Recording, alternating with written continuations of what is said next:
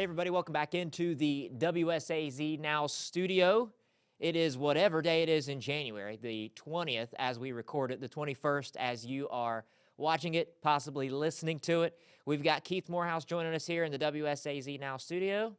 There he is. Keith, we've got Marshall Hoops to talk about. We have the College Football Playoff National Championship, a little bit of chaos in the world of Major League Baseball. Unless you're a Dodgers fan, then everything's great. And what else? I guess, they are discussing possibly adjusting the transfer rules in college football. We could get to a little bit of that. But let's start with the Marshall men's hoops team. 1-1 last week, but coming off a big win against JMU. It's a JMU team that we know typically is talented and is usually pretty tough to beat. What did you make of that game as they really needed to win the final 5 minutes to come out on top? Yeah, I just kind of watched that, was at the game with some family and friends, and kind of neat to just sit back and, not be working and just to watch it unfold. James Madison was lights out. They came to play. Marshall had just gotten off that loss against Coastal Carolina at home, really couldn't afford to lose 2 games in a row at home in your conference. That never bodes well. So as you're looking at some of the highlights, Jalen Spear was magnetic down the stretch. And I thought what Marshall did best, Joseph, and this was Coach Jackson talking about that earlier in his news conference at the Henderson Center about going to a zone and how much that changed things. James Madison, their talented guard, had hit like 5 threes. He was a problem early on. He was, and so with about 7.5 minutes to go, the Herd's down 10. And I remember, turning to the folks I was with and saying they got to get this down to a manageable level at 4 minutes or they're going to lose this game. And they go into that zone, that little 2-3, but it was kind of a matchup zone because it's dangerous to go into a zone when the other team's, shooting as well as the Dukes were. But I thought Marshall did a nice job of sticking to their people in the zone. And they had a bunch of empty possessions. And Matt Van Komen, I thought, showed up big inside, changed some shots. And Marshall started to kind of chip away. Then the crowd got in it. And Corny Jackson made particular note of that, how much that helped. And they pulled out a win that maybe they wouldn't have pulled out, earlier in the season. So shows some resolve. It shows some maturity. And I think it shows some of these young guys who haven't been in the conference, the mid-January conference doldrums, if you will, that you got to battle every game. And I think they at least figured that out on Saturday, and they got a couple of more home games. So if they can stretch it out, go 3-1, that's a pretty good position as they head down the stretch in the Sun Belt. 23 of 28 from the free throw line. I think it's like an 82% clip. That will help you win some ball games. I think that made all the difference in the world, and Coach Jackson mentioned that too. A lot of games are won and lost at the free throw line, not just in the later stages, but throughout both halves of a basketball game. You got to knock down the free ones. It's not glamorous, man. You know this, all of us who've ever played basketball, and, you sit there and work on it and practice it. I mean, it shouldn't – it's not a gimme, but, especially when you're at home, I mean, you need to shoot them well, and that's how you got to put opponents away. And Coach Jackson made mention of this, and I'm sure Mark Pope would say this. I'm sure Ross Hodge would say this, Jeff Bowles. Name any good basketball coach. You're going to be in tight conference games, and you're going to have to make your free throws. Like, if you don't, that changes the game. And you got to play some defense, get some stops, and all those other things. But free throws are what they're called. They're free. So step to the line, make them, and progress about your day. So the Herd right now, I believe, looking at the standings, they're tied, I guess you could call it fourth in the Sun Belt with 3 other teams, South Alabama, who they're going to see on Saturday, Arkansas State and Georgia State. 12-7 overall, so feeling pretty good here as we enter the later stages of January. Thursday's one that you absolutely can't miss on. That's Louisiana Monroe hasn't been very good. They're winless in Sun Belt play. So it does mean that's a hungry basketball team that wants to win a game, but that's one that Marshall needs to go in there and take care of business because Saturday is going to be even bigger. Right. That's one that you want to create some space between you and South Alabama. You got to win it. And Coach Jackson, coaches they don't look at records, especially in conference. And he was telling us in his news conference they got a transfer from Utah, a transfer from Ole Miss, so Mississippi State maybe. But regardless, they're going to have those players can play. And if you let some guy start to get his shot going like the kid did for James Madison, then you're going to be in a world of hurt. So he throws away those records of winless in conference. Certainly you should win. But you don't even want to give your kids a chance to say, "Oh, they must not be very good."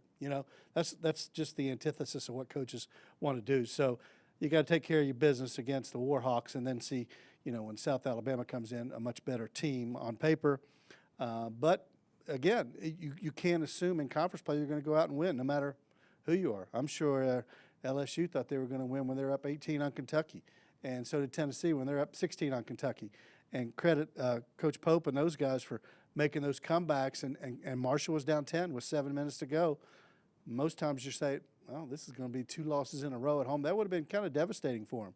So it's time to put your big boy pants on and go play, especially in January and February. Yeah, and a lot of times in these conference games, especially down the stretch when things are getting tight, people are jockeying for, of course, conference tournament seeding and a regular season title. Guys are playing physical, get themselves in foul trouble. I know it was a point of emphasis for at least Jalen Spear. Yeah. Keep yourself on the floor, man. And didn't they both talk about it, Coach Jackson and Spear, after the game?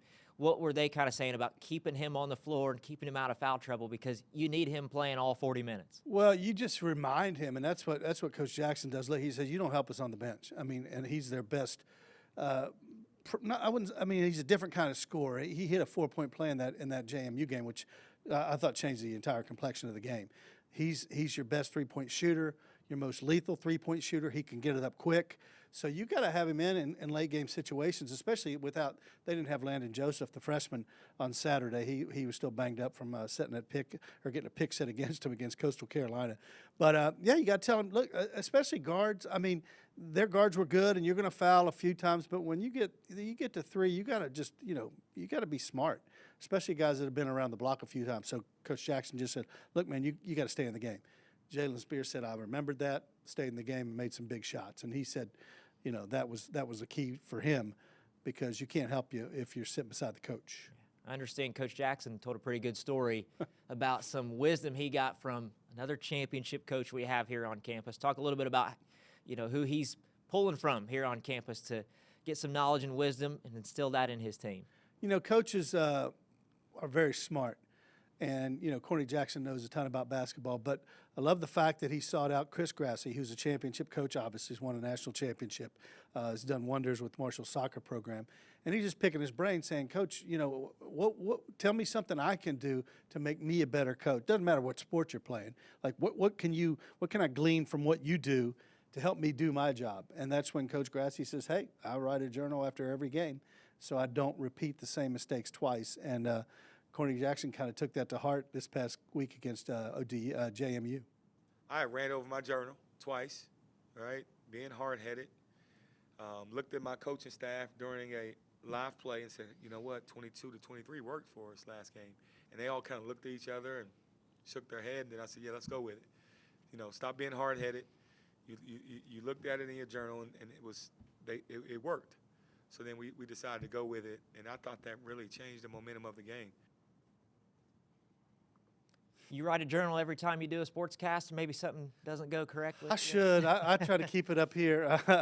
I try to clean the slate. Like, it's never as good as you think it is, never as bad as you think it is. But to his point, and even I asked him at follow-up after that, I said, now, Coach, when you go to your assistants, do you have to have unanimous, a unanimous vote? He goes, oh, no. It's my call. I just, I want to bounce it off of him. And, of course, that's what coaches' staffs do. You got to be able to look at coach, even at your head coach, and say, pardon me, say, Coach, that's not working.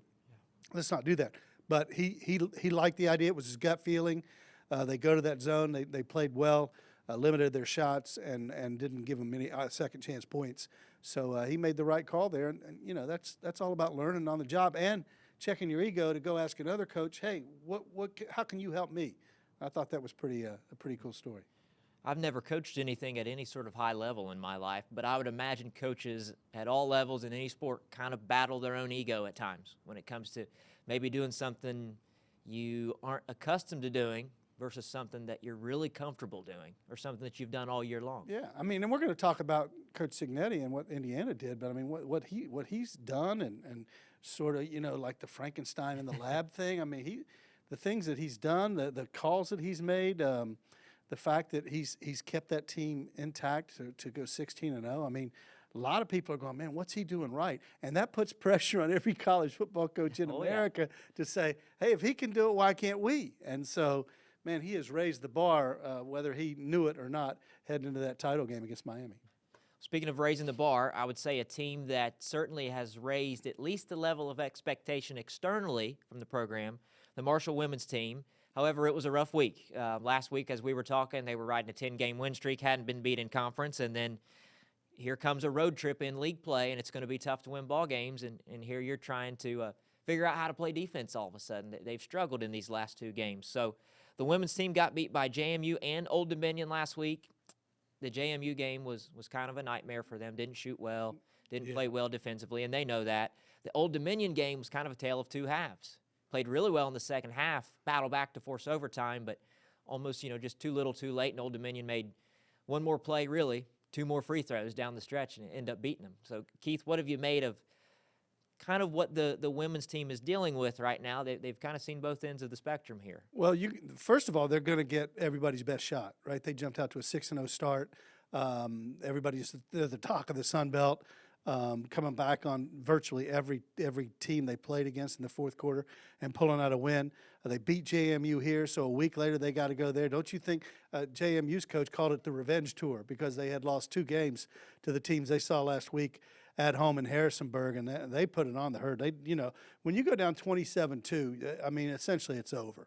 And Coach Folk said that you're going to have a game like that every once in a while, and I don't even know if you look back at that. I think you toss that, in the trash and move on to the next one. That road trip, though, JMU and ODU, for Marshall's probably the toughest road trip of the season. Those are good programs, championship programs that have shown over the years that they're consistent.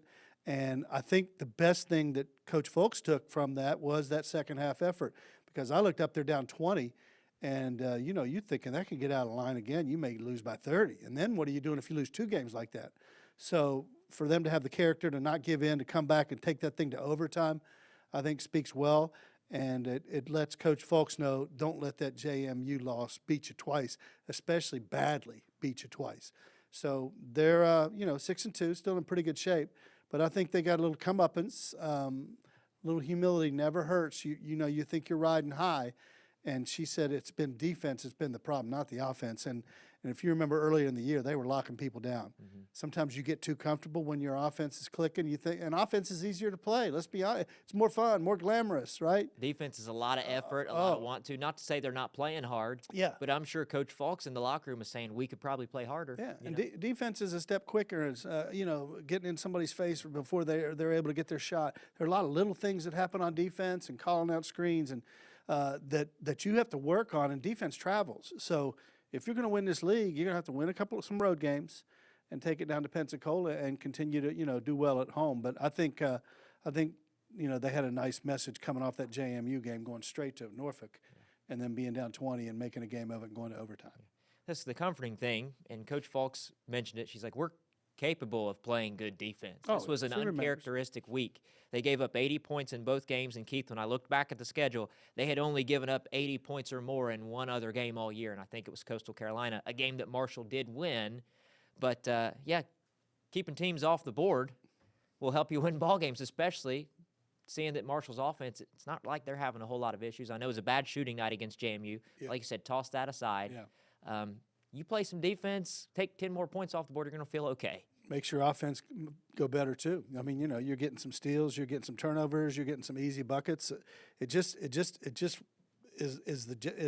the core of what you do, and I know that's what Coach Folks teaches. So, offense is pretty and glamorous, but you gotta get down and dirty and dive on the floor and get some turnovers and get in people's faces. It's not, especially a little tougher on the road. You can do it easier at home when you got the fans behind you, but some of these arenas are empty, and all of a sudden you're going, man, you just get waylaid. And so it's good. Humility, good. A little, water in the face kind of wakes you up. And still, it's not going to be easy because you got 2 more road games before you get to come back home here to Huntington. I'm sure they're here practicing right now, but as far as playing in front of Marshall fans in the Henderson Center, that won't happen for another week or so. They're at Southern Miss this week and Louisiana Monroe, sort of like the men's side of things. Mm-hmm. The Louisiana Monroe game is one that if you take care of business, again, you don't want to take it for granted, but you should win that basketball game. Southern Miss is going to be a tough one, though, on Thursday night. Yeah, they're 11-7, 4-3. That's a program that they'll probably come in fired up because, they had They had Marshall's football coach, and these two kind of been going at it a little bit. So I'm sure it'll be a little bit lively in Hattiesburg. But, yeah, I mean, you've got to figure it out. And they've got 2 games to do it. And those 4-game road stretches are not fun. And it's one of the scheduling quirks of the Sun Belt that you've got to play 4 on the road and 4 you get 4 at home in return at some point. But it's tough. 4 games in a row on the road. You're away from home, tough venues. And again, everybody's kind of aiming at you. You talked a little bit earlier about just, how big the crowd was for the men's team down the stretch when they got into it. I mean, it's the absolute reverse end of that spectrum when you're on the road, especially when you're down. You already have to play perfect to get yourself back into a ball game, but then when you're battling the momentum swings of being on the road and the other team's student section and band being behind the basket and, Lord, the officiating, sometimes they could be, impacted by what's going on out there too. It's just really hard. So you'd almost hope that the Herd is able to start a little hotter this week than what they did in the previous 2 games. Yeah, and I think that helps you down the road. You're going to go through little stretches like this and the ebbs and flows and of a basketball season. It's a marathon. And so how you come out of this, if they can go 2-2, I think they'd be pretty pleased after the way it started. But, again, you got to get Southern Miss first before you can get to ULM, and then you get back home and get more comfortable and, get your wits about you. And that's part of what senior leadership's about.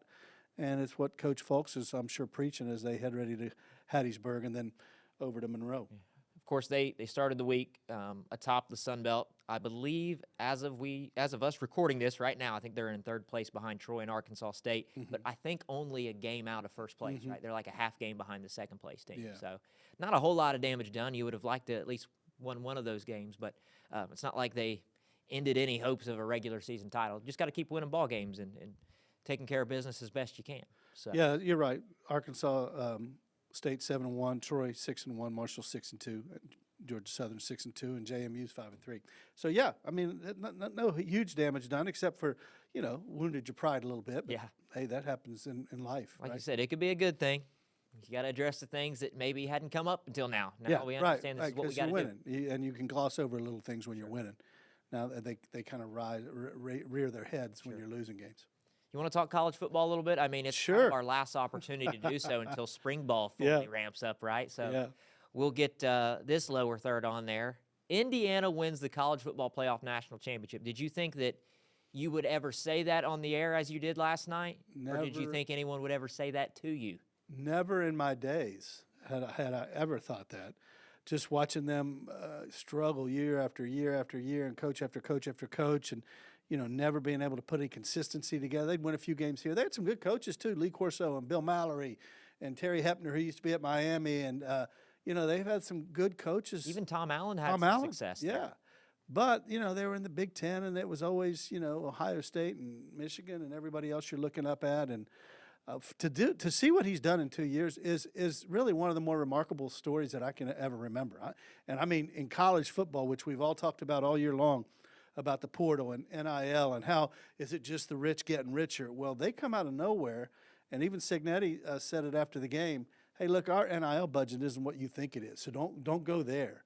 In other words, he's basically saying we did this with a bunch of players who wanted to be here, put the right parts together, and he really set a formula together that you don't have to go get every 5-star and pay. Miami paid back a lot of money to play quarterback. And you've seen the figures they're throwing around about the kid from Cincinnati that I think is going to Texas Tech, that quarterback. Like, it's crazy. They're not doing that at Indiana. And he's talented, but in a lot of his wins, his last throw was an interception, as it was on Monday night. So what Coach Signetti has done, I mean, he's got a little bit of bravado, a little bit of arrogance, but he's got a little bit of charm too. And, I mean, he's just 62 years old. Played at West Virginia. His dad was a head coach. I remember when Frank Signetti was head coach. That's how far long ago it was. And he took a little bit of stuff he learned from everybody. And, man, what a picture they painted on Championship Monday. Yeah, I've heard a lot of people say that, this is proof that it's possible, that anybody could do it. And I guess in some respect it is. But also I'm sitting here thinking, there's only one Curt Signetti on planet Earth. Is there any other human being that could have done what he just did? 27-2 in your first 2 seasons at Indiana, slay the giants of the Big Ten that you hadn't slayed in 30-plus years, not only get yourself in the playoff and go on a run, beat Alabama, Oregon, Miami to win a national championship. Like, Unbelievable. sure, maybe it tells you that it can be done, but I don't think they broke down any barrier. I think it's still just as difficult as it ever was to win a national championship, no matter where you're at. I think it was an unintended consequence of what we're seeing in college football. Now, I'm not naive enough to say that the money still doesn't matter, at the big programs still don't matter. Obviously they do. But I do think it shows there are a lot of good football players out there, and if you can get them together in the right kind of situation, like Coach Signetti did. I mean, they're not how many times do you hear it? They're not any 4 stars on that team, not any 5 stars, which the star thing is, that's kind of overdone anyway. And I heard Nick Saban on ESPN basically just call it out, saying, I don't go recruit. He goes, you know why? The guys who rate those guys aren't even football coaches. Yeah. Why would I listen to a guy who's not a football coach tell me how good a player is? You go watch their film, you go talk to their coaches, and you see what you got, and then you fit them all into what you do and the scheme you run and the kind of program you want to run. I mean, look, Indiana's defensive and offensive lines don't get enough credit. Those guys are nasty. Yeah. They made it miserable for Miami's talented skill people. And, they got a bunch of 4th down stops. And then that Mendoza, that quarterback run, that's one of the great runs it was unbelievable that I've ever seen. The call itself, quarterback draw on 4th and 5. Against that defense? When a lot of coaches are kicking the field goal there. And he called timeout. And yeah. I told somebody I was texting with, said, I think he's mad that he had to waste another timeout. And he said, heck with it, let's just go for it. I saw him do it. I thought, he's going to go for this. Yeah. Oh, man. And then it works, and he's a genius, right? It worked because Mendoza's, helicoptering through the end zone. I thought that last hit, he was just going to fumble. That was – No, how he held on to it. He took 2 violent shots. And Miami is a violent football team. But, man, this shows his moxie and want to. And, no, everybody's going, oh, he didn't look like the #1 quarterback in the NFL draft to me. Well, you're playing a really good defense. Mm-hmm. I mean, let's be honest. He was hit out there. Oh, he got drilled a bunch of times. And Miami's defensive front is as good as anybody's in the country. And for him to do what he did in that face of that onrushing horde that Miami has and manage the game and do what, that's what they've done all year. I mean, they beat some Goliaths, and maybe it wasn't, pretty, throwing for 400 yards and 5 touchdowns. But, man, when you need to make a play, I'd want that guy on my side. I was a nervous wreck for the offensive lineman that was called for a false start late. Oh, 4th because and 1. When that second one was wasn't it? 2nd and 1, and I think Herb Street had just said a first down ends this ball game. Yeah. False start, back them up. Now it's like, okay, not only did that back you up, now you're probably not going to get the first down. You're going to have to kick the field goal. Let's hope it doesn't get 6 blocked points. and taken to the house, right. Number 1. It's a 6-point game, and instead of maybe Miami getting the ball back with, 20 seconds to play, yeah, they get the ball back with 1:45, and I thought, oh, my gosh, this poor guy. Yep. It's a minor mistake that I thought may have cost them a national championship in the moment, but was it Jamari Sharp that had the interception? Yeah, and he's the one that said that Miami should have recruited me. You know who his uncle is? Yeah, Glenn Sharp, who was called for the flag against Ohio State in overtime in 2002. Right. Isn't that weird how that works? The dynamics of all that so good. And Beck had marched him down. He threw some good balls on those previous drives.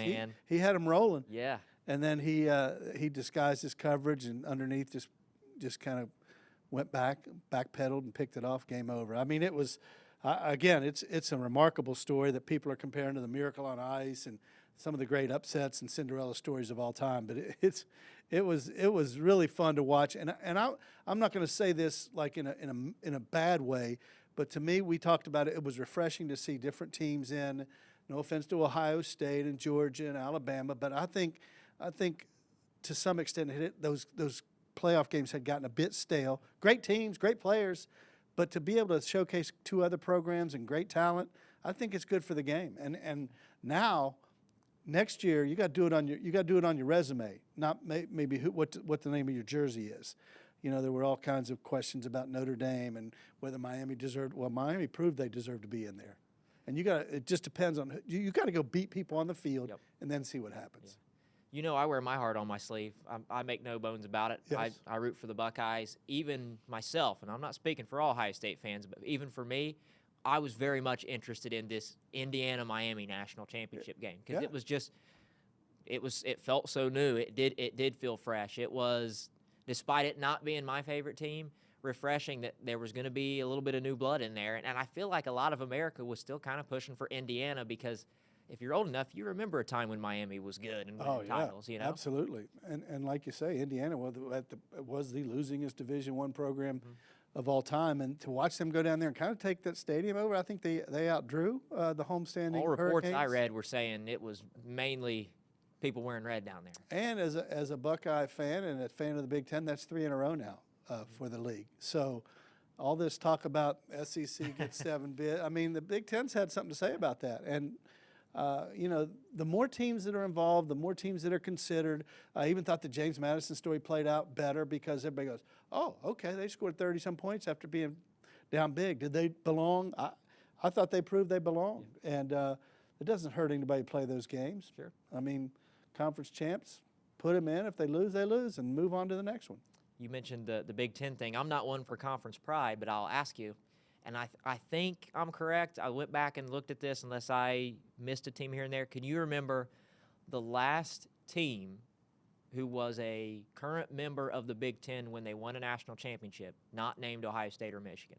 I'm not talking about, like, say, USC, who's now a member of the Big Ten. Right. Or Washington, for example, or Penn State, for example. Not Ohio State. They all won national championships, but they weren't yet members of the Big Ten. Nebraska is another one. Yeah. I'm talking about not named Ohio State or Michigan, who won a national championship last. And you know this answer, don't you? Well, I at least know of one, because I went back pretty far and looked.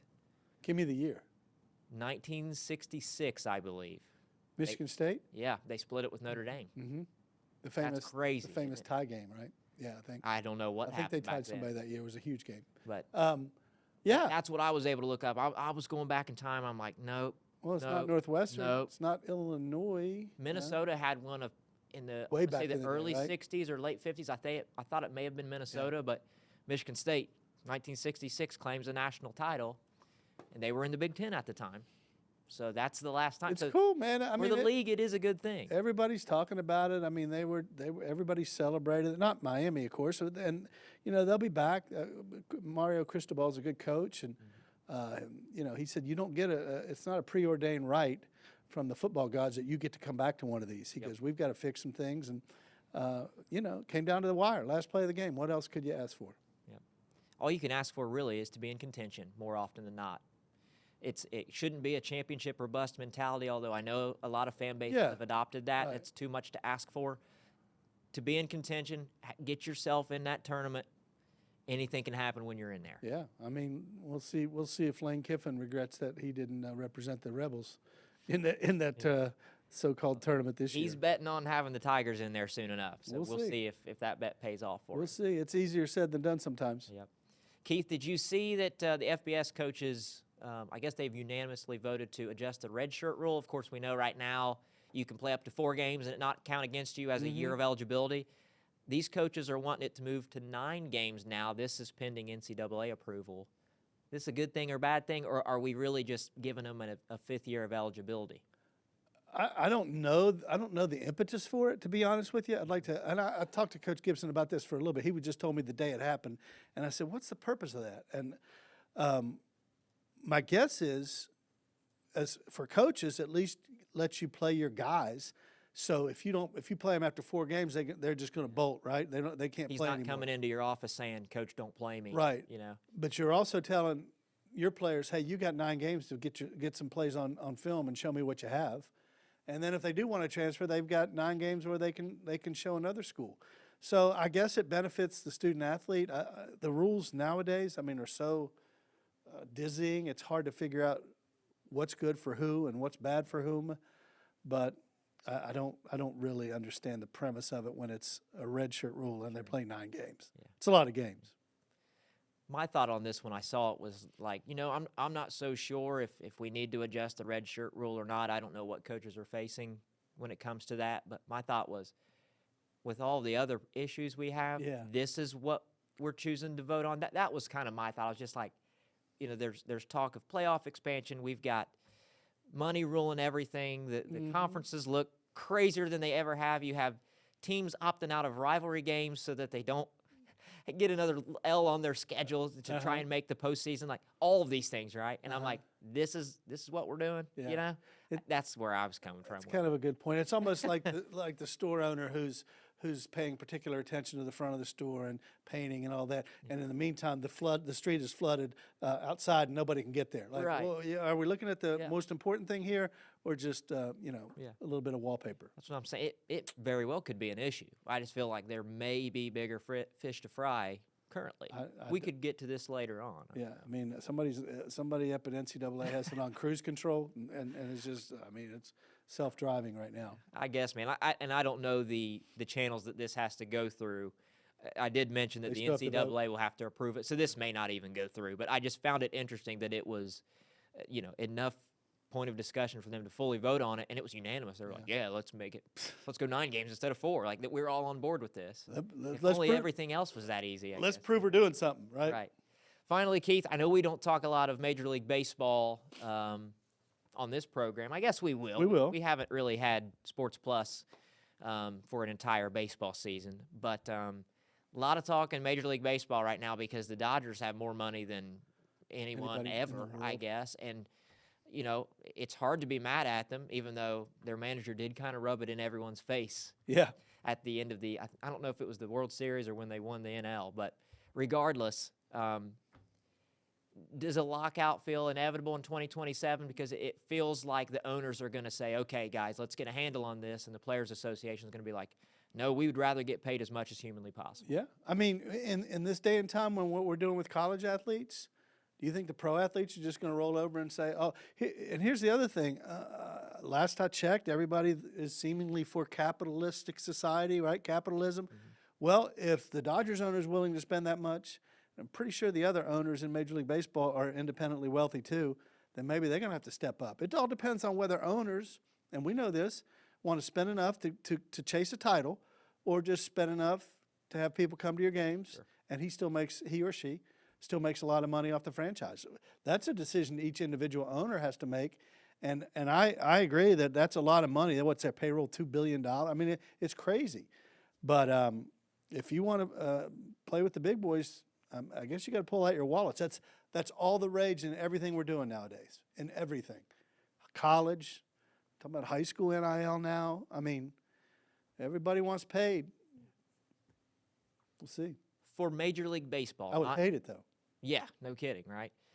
But I guess my argument for this thing here, and as a Reds fan, as a small market baseball fan, right, is it in the best interest of the league, not say a particular teams for the Reds or the Dodgers, is it in the best interest of Major League Baseball to, in a roundabout way, eliminate half of your league from really even having a chance? Right. And that's what we always talk about in the NFL and in college. I don't think you want to narrow the focus of who the best teams are. And we're sort of doing that just because some of those teams that have endless pockets or are willing to spend endlessly, they do have an advantage. And I don't think it is good for the game. But until we come up with some rules that the players and the owners are in agreement with, I don't know how this ends. I do know a strike would not be good. Lockout would not be good. Baseball is up against enough competition. I mean, there's all kinds of competition nowadays. And my feeling has always been, if you give someone a reason not to like your team or to not go to the games because of your selfishness, they're going to find something else to do. And I hate to say that, but I think we're looking at that in college right now with the NIL. Are we really talking about the fans and treating them like, hey, you got to help us out, but they're not getting as much in return? I mean, what they're asking for is some loyalty. And can I get a roster that I know some of the guys? I mean, everybody's getting theirs, and you're asking me over and over again. It's the same thing in professional sports. I mean, the prices are, outrageous. To go to a game, get concessions, bring your kids, park. I mean, it's a $400 or $500 a day easy, if you're just going to go, buy a couple tickets and watch a game. So I don't think it's good for the game, and it's too good a game to skip a season. I think that would be disastrous. It's not just a salary cap conversation. I would almost say salary floor, because some of these owners don't want to pay their teams. Right. And that's a lot of the frustration amongst Reds fans, And to put this into perspective, so Kyle Tucker, I think, is making $240 over the next 4 years. So that's what, $60 million a year. The Marlins this year are paying their whole team $60 million. Yeah. I mean, that's a discrepancy. Yeah, and the Dodgers are paying a guy. I'm not saying Kyle Tucker's not good. Right. Good ball player. Right. He batted .266. Yeah. We're not talking about Barry Bonds. No, no. We're talking about an outfielder that it's only crazy that they're paying him that much money because nobody else could afford it. Right. To the Dodgers, it's not crazy. They Yeah. can afford it. And if they are willing to pay it, then the rising tide is supposed to Yep. lift all boats. But if the Reds owners or the Pirates owners are unwilling to pay that kind of money and they're just dumping talent because they don't want to pay them, that's on them too. Sure. I mean, do you really want to compete, or do you just want to take your friends up to your owner's suite and show off everybody your ballpark? 100%. That's what you're looking at. Yeah. I mean, Shohei Ohtani plus Kyle Tucker is more than what the Reds are paying their whole team. Yeah. You can, like I said, Yeah. the math starts to math a little bit when you Yeah. start adding it up. And, oh, my goodness. I also just hate, anytime a guy's a free agent and a small market team is in the mix for it, you know at the 11th hour they're going to get outbid. It's not going to happen. Kyle Schwarber was a great example. That's a guy from the Cincy area who he had gone on record saying, I'd be interested in that. The Reds, it sounds like they offered him quite a bit of money, and then at the 11th pay him hour, enough. they said, the Phillies got him back, right? They probably offered him $15-25 more million. Yeah. The Reds said, well, I guess he's As yours. high as we can go. Yeah, I guess he's yours, you Yep. know, but I just hate that it feels like I do too. we're going to have to get the most out of this baseball season because 2027 may not happen. And Lord, this isn't going to get solved overnight if they do lock out. No. Could it no. bleed into 2028? I sure hope not. It's not good for the game, and it's such a great game. Was 94 the last MLB lockout? I believe it was 94. I remember the NBA locked out at one point, like 2010, Yeah. and I don't know about the NFL, but I can't remember. a MLB lockout in my lifetime. Yeah. But yeah, you're not creating new fans by not having baseball. No, you're chasing all I some away too. That is the truth. Well, Keith, I know you've got a show to do. Yes, thanks for your time. Unless there's anything more you got for us. I'm good right now. We're going to get Jimmy back in here soon. Yep. He is Back up and running. back up and running. Maybe literally and figuratively. I don't know. We'll see. Literally, it's probably a little too rough That's right. right now. But Yep. we'll let you get downstairs, brother. I appreciate it. All right, thank you. We'll yip and yap. Same time, same place next We'll do it. Yep. See you, man. Thank you. That was Keith Morehouse. Of course, this has been an episode of WSAZ Sports Plus. Remember that all of these episodes get posted over on WSAZ.com and the WSAZ app. We also post these things in audio format. So if you are kind of a sports talk radio person and you want to listen to this on your way to and from work, go over to Spotify, search WSAZ Sports Plus. Apple Podcasts, search WSAZ Sports Plus. It wouldn't hurt if someone maybe rated and review us on there. If it's positive, of course. I guess it's your prerogative to be negative. But, yeah, rate and review us on Apple Podcasts and Spotify if you'd like. And share the program with your friends and family because we have a good time up here, and we're going to keep doing this and hopefully get some guests in here soon enough. I know we had Peyton Ilderton and Meredith Marin here couple weeks ago. Great episode. If you haven't listened to that, would certainly push you back towards that direction as well. You'll see it where all the other WSAZ Sports Plus content is, but we'll start getting some more folks in here as well. I've got some ideas in my brain. Got to start reaching out to some people, see if we can get them in the studio here. So for now, we will see you next Wednesday, I believe at 9 p.m. on the stream. If not, we'll catch you on the flip side on the WSAZ app.